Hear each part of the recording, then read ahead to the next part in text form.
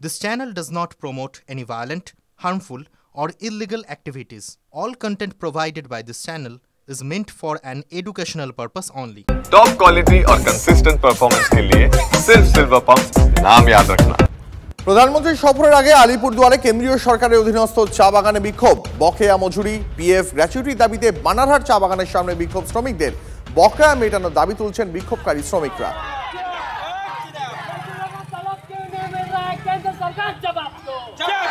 প্রধানমন্ত্রীর আগে আলিপুরদুয়ারে কেন্দ্রীয় সরকারের অধীনস্থ চা বাগানে বিক্ষোভ, বকেয়া মজুরি, পিএফ গ্র্যাচুইটির দাবিতে বানারহাট চা বাগানের সামনে বিক্ষোভ দেখাচ্ছেন শ্রমিকরা।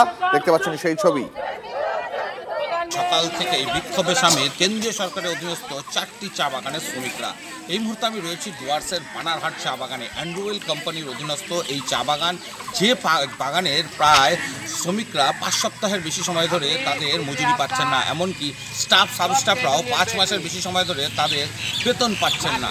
গ্র্যাচুইটি এমনকি পিএফেরও সমস্যা রয়েছে। তাই সকাল থেকে বিক্ষোভ বাগানের শ্রমিকদের। তাদের দাবি, প্রধানমন্ত্রী সফরে এসেছেন, তাই কেন্দ্রীয় সরকারের অধীনস্থ এই বাগান নিয়ে কোনো প্যাকেজ ঘোষণা করুন অথবা এই বাগানের সমস্যা সমাধানে হস্তক্ষেপ করুন। আর সেই কারণেই সকাল থেকে চলছে বানারহাট চা বাগানে বিক্ষোভ। ডুয়ার্সের 4টি চা বাগান, যে 4টি চা বাগান কেন্দ্রীয় সরকারের অধীনস্থ, সেখানে শ্রমিকের সংখ্যা প্রায় 5000। আর এখন সেই বাগানগুলিতে কাজ না থাকায় এবং মজুরি না পাওয়ায় ভিন রাজ্যে পাড়ি দিচ্ছেন এলাকার বাগানের শ্রমিকরা, এমনকি পাশের বাগানেও যাচ্ছেন কাজ করতে।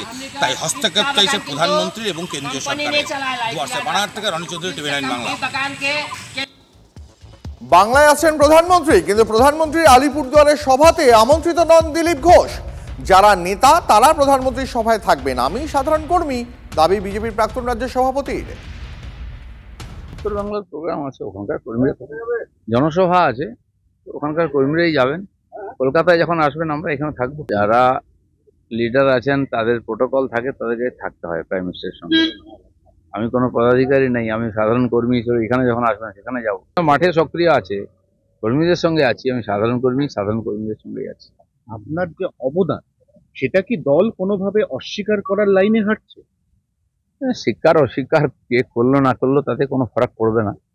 আমাকে পার্টি যে দায়িত্ব দিয়েছে আমি নিষ্ঠার সঙ্গে সেটা পালন করেছি। এবার যে কাজটা অসম্পূর্ণ আছে পরবর্তী যারা আসবেন তারা পূর্ণ করবেন। পার্টি এগোতে থাকে, চলতে থাকে। আপনার খারাপ লাগে না? আপনার খারাপ লাগে না? খারাপ লাগবে কেন? আমি কোনোদিন ভাবিনি আমি প্রেসিডেন্ট হবো, আমি এমএলএ হবো, এমপি হবো। পার্টি যেটুকু বলেছে আমি সেটা করে দেখিয়েছি। আবার পার্টি যদি আমাকে দায়িত্ব দেয় আমি সেটা করবো। আমাকে যদি পার্টি বলে তুমি সাধারণ কর্মী হিসেবে কাজ করো, তো পার্টির মধ্যে থাকবো, তো পার্টির কাজই করবো। এর জন্য আমার কোনো দুঃখ নেই, আশা প্রত্যাশাও নেই। আমি এর মন্তব্য করতে পারবো। আয়োজক আলিপুরদুয়ার জেলা বিজেপি, তারা বলতে পারবে তারা কাকে ডেকেছে কাকে ডাকে। রাজ্যে আসছেন প্রধানমন্ত্রী নরেন্দ্র মোদী, অথচ প্রধানমন্ত্রী আলিপুরদুয়ারের সভায় আমন্ত্রিতই নন দিলীপ ঘোষ। দিলীপ ঘোষকে এই নিয়ে প্রশ্ন করা হলে তিনি বলেন, যারা নেতা তারা প্রধানমন্ত্রীর সভায় থাকবেন, আমি একজন সাধারণ কর্মী, দাবি বিজেপির প্রাক্তন রাজ্য সভাপতির।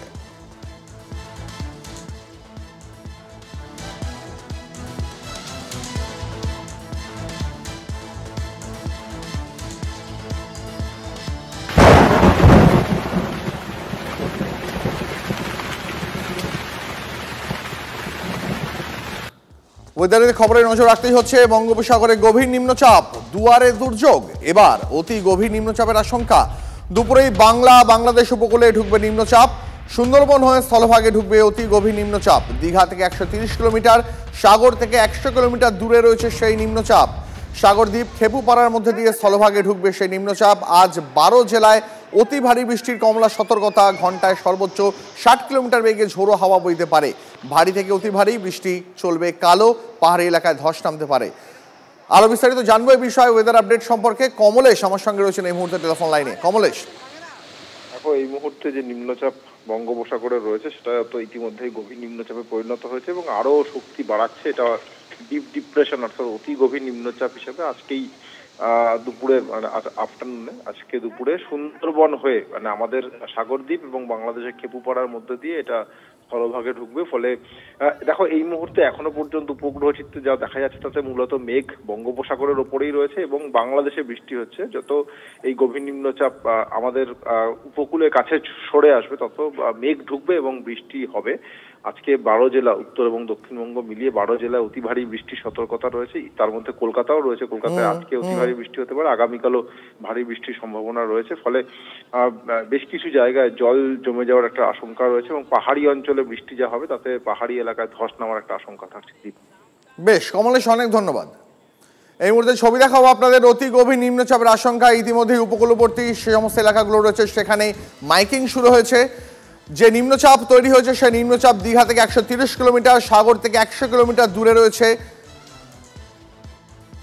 সাগরদ্বীপ খেপুপাড়ার মধ্যে দিয়ে স্থলভাগে ঢুকবে এই নিম্নচাপ। আজ 12 জেলায় অতি ভারী বৃষ্টির কমলা সতর্কতা রয়েছে।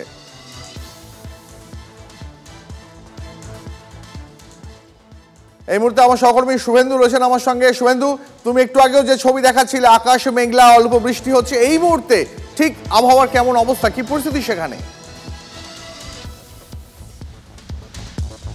দেখো, আমার ক্যামেরা বন্ধু সৌভিককে বলবো দেখানোর জন্য। এই মুহূর্তে আমি রয়েছি কাকদ্বীপে। আমার ঠিক উল্টো দিকে একেবারে সাগরদ্বীপ, এবং এই যে নদী দেখতে পাচ্ছ একেবারে কালো মেঘে কিন্তু আকাশ ঢেকে রয়েছে এবং ভাটা চলছে। তার মধ্যেই কিন্তু দেখতে পাচ্ছ একেবারে কিন্তু জল, নদীর জল কানায় কানায় উঠে রয়েছে। সমস্ত লঞ্চ এবং ট্রলার সেই সমস্তগুলোকে ঘাটে বেঁধে রাখা হয়েছে এবং নদীতে নামতে মৎস্যজীবীদের নিষেধ করা হয়েছে। তবে নিম্নচাপের জেরে গতকাল রাত থেকে কিন্তু জেলার উপকূল এলাকায় হালকা থেকে ভারী বৃষ্টিপাত চলছে এবং সেটা কিন্তু টানা বৃষ্টিপাত হচ্ছে। মানে অর্থাৎ বিক্ষিপ্তভাবে যে বৃষ্টিপাত গত কয়েকদিন হচ্ছিল সেটা কিন্তু গতকাল রাতের পর থেকে বৃষ্টির পরিমাণটা আরও বেড়েছে এবং উপকূল এলাকায় কিন্তু দমকা বাতাস বইছে। ফলে নিম্নচাপের যে গতিপথ সেটা কিন্তু সাগরদ্বীপের উপর দিয়ে আসতে পারে, যেটা কমলেশদা বলছিলেন। ফলে প্রশাসনের পক্ষ থেকে সমস্ত রকম ব্যবস্থা নিয়ে রাখা হয়েছে। ইতিমধ্যে আজকে সকাল থেকে জলোচ্ছ্বাস দেখা দিয়েছে পাথর প্রতিমা, বকখালি, গঙ্গাসাগর এবং একাধিক উপকূল এলাকায়। মৌসুমী দ্বীপ এবং ঘোড়ামারা দ্বীপের বাসিন্দাদেরকে সতর্ক করা হয়েছে। পুলিশ প্রশাসনের পক্ষ থেকে তাদেরকে স্থানীয় ফ্লাড সেন্টারে চলে যাওয়ার জন্য পরামর্শ দেওয়া হচ্ছে। এছাড়াও গতকাল রাত থেকে টানা বৃষ্টির জেরে সাগরের বেগুয়াখালী মহিষমারির কাছে 100 মিটার বাঁধ, কিন্তু বেয়াল বাঁধ, সেই বেয়াল বাঁধ ভেঙে গিয়েছে। ফলে সাগরের বিডিও এবং পুলিশের পক্ষ থেকে কিন্তু ঘটনাস্থল পরিদর্শন করে সেই বাঁধ যুদ্ধকালীন পরিস্থিতিতে মেরামতের চেষ্টা চালানো হচ্ছে। তবে তুমি বুঝতে পেরেছি শুভেন্দু, অনেক ধন্যবাদ। আমাদের সহকর্মী শুভেন্দু এই মুহূর্তে কাকদ্বীপ থেকে যে ছবি দেখাচ্ছিল আপনাদের। অতি গভীর নিম্নচাপে বাংলার দুয়ারে এই মুহূর্তে দুর্যোগ পরিস্থিতি। ক্লাস 10 ও ক্লাস 12 এর পরীক্ষা শেষ, রেজাল্ট আউট। এরপর কি পড়বেন, কোথায় পড়বেন, সুযোগ সন্ধান এখন হাতের মুঠোয়। TV9 বাংলা এডুকেশন এক্সপো 2025, কলকাতার সবচেয়ে বড় এডুকেশন এক্সপো। ডিগ্রি না ডিপ্লোমা, কোন কোর্স করবেন, কিভাবে প্ল্যান করবেন নিজের ক্যারিয়ার, সব প্রশ্নের উত্তর একটাই। TV9 Bangla education expo. একই ছাদের তলায় থাকছে নামকরা সব ইঞ্জিনিয়ারিং কলেজ, বিশ্ববিদ্যালয়, মেডিকেল ও management institution. TV9 Bangla education expo 2025, 31 মে ও 1 জুন বোস ইনস্টিটিউটে, কলেজ মোড়, সেক্টর 5, সকাল 10টা থেকে সন্ধ্যে 7টা পর্যন্ত। এন্ট্রি একেবারে ফ্রি।